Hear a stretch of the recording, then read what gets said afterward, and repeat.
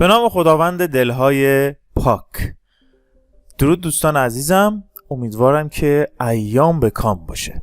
با توجه به حرکت اخیر سولانا و درخواستای زیادی که از دوستان داشتیم، تصمیم گرفتیم که ارز سولانا هم مورد بررسی قرار بدیم. همونجور که در جریان هستید، بعد اینکه اون مشکلاتی که تو شبکه سولانا به وجود اومد، اما حرکت اخیرش ثابت کرد که هنوز تو شبکه حرف اولو میزنه، بعد از ریکاوری کردن واقعا رشد خیلی خوبی رو در واقع ازش دیدیم.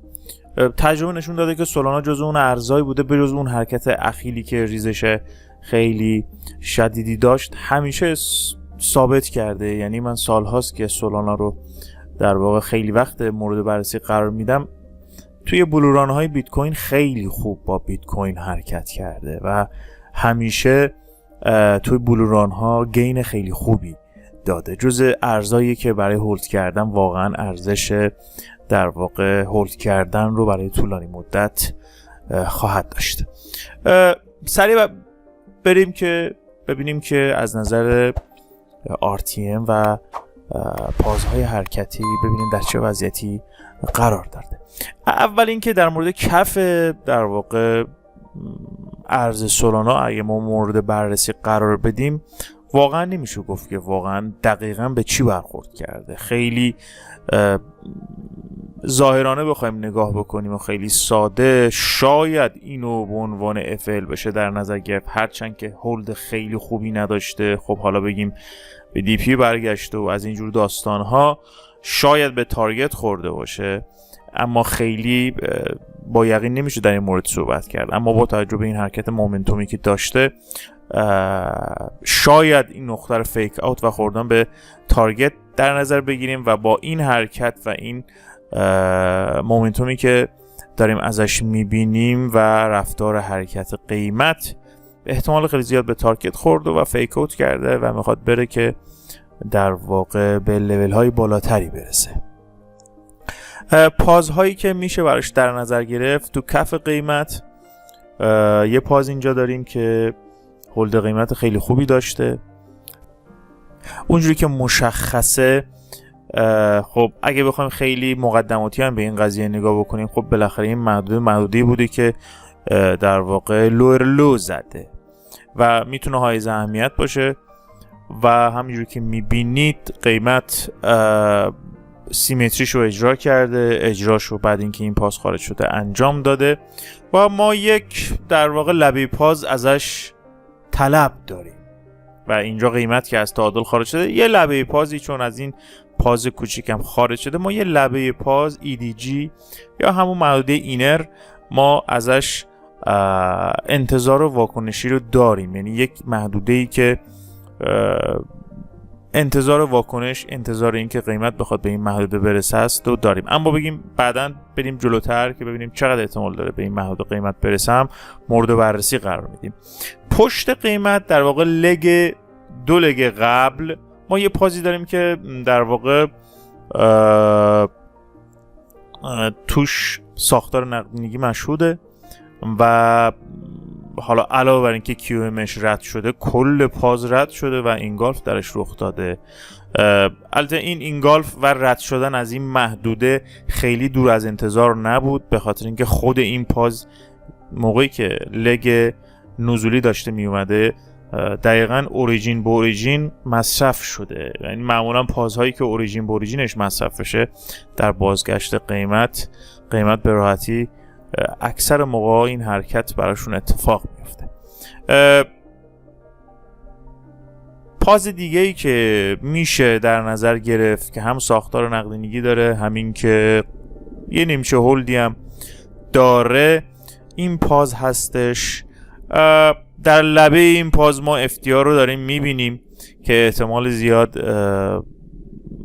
PA بتونیم ازش بگیریم و خب محدوده ترو ساپلایش دست نخورده مونده و انتظار میره که قیمت بعد اینکه یکم های بالاتری بزنه بخواد برگرده به محدوده تقریبا حالا بریم جلوتر محدودهایی که میشه روشون ریسک کرد و در موردش صحبت خواهیم کرد. بالا رو صحبت کنیم بعد برسیم در مورد این قسمت هم صحبت بکنیم. پس تو محدوده پایینی یه محدوده 24-25 هست که خالی مونده، یکی هم محدوده 33-34 یعنی دقیق بخوام بگم 31 الی 33 و در واقع 80 محدودهایی هستن که از نظر اجرای سفارشات جا موندن. اما بریم بالای قیمت ببینیم چه اتفاقی داره میفته. بالای قیمت یه پاز اینجا ما داریم که در واقع این پاز هم اوریجین به اوریجینش مصرف شده. به نظر میاد قیمت اگه به این محدوده برسه راحت این محدوده براش رد بشه.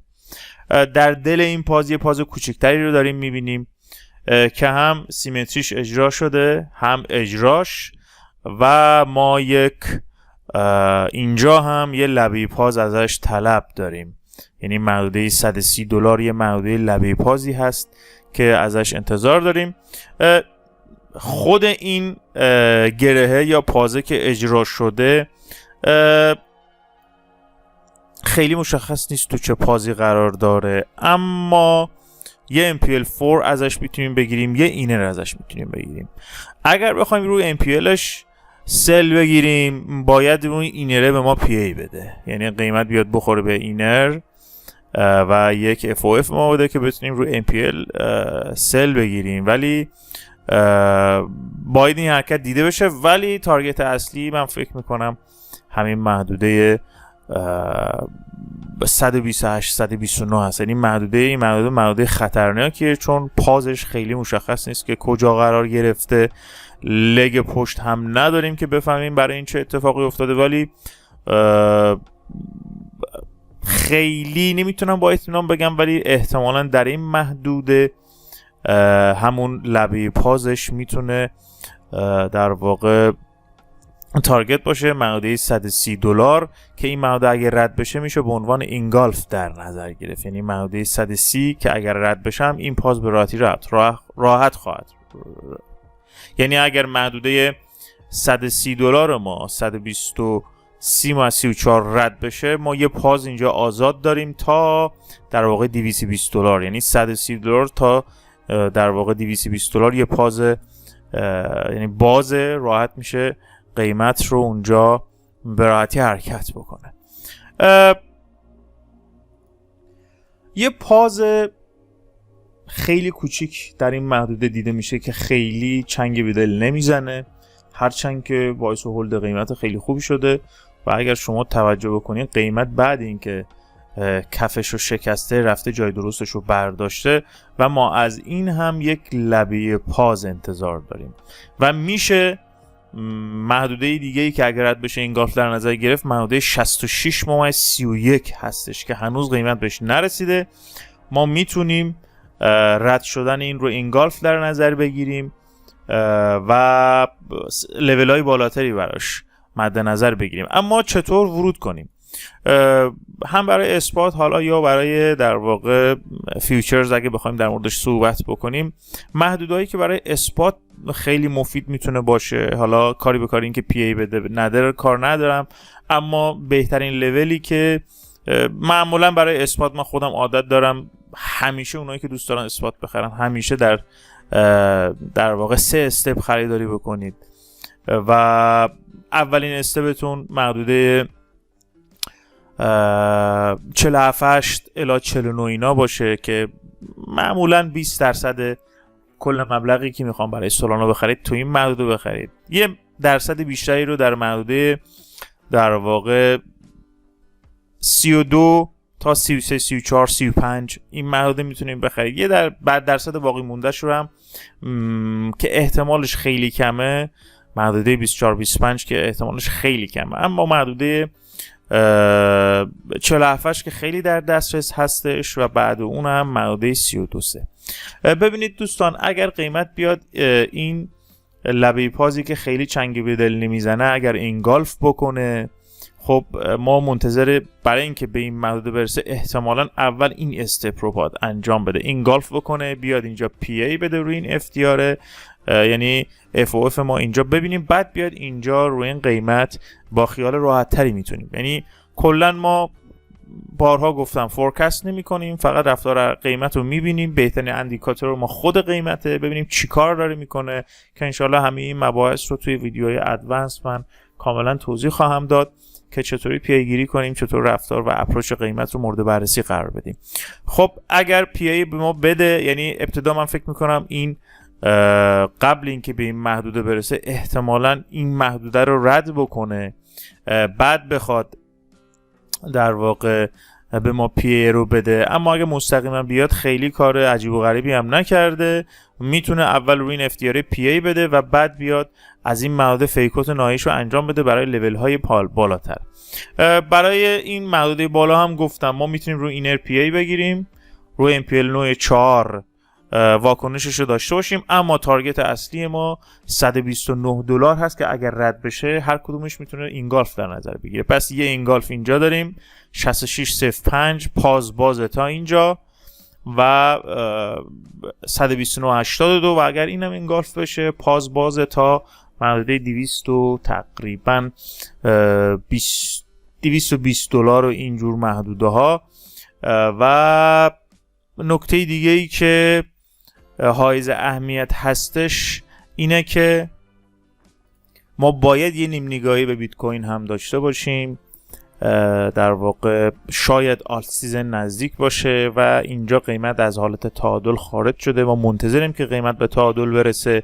محدوده در واقع همون 32 من فکر میکنم محدوده خیلی خوبی باشه برای به تعادل رسیدن، یا محدوده 36-37 که حداقل قیمت در این محدوده ها میتونه بیاد و برای خرید اسپات خیلی میتونه مناسب باشه. برای خرید خیلی عجله نکنید، برای اسپات احتمالاً ما اصلاحی رو داشته باشیم.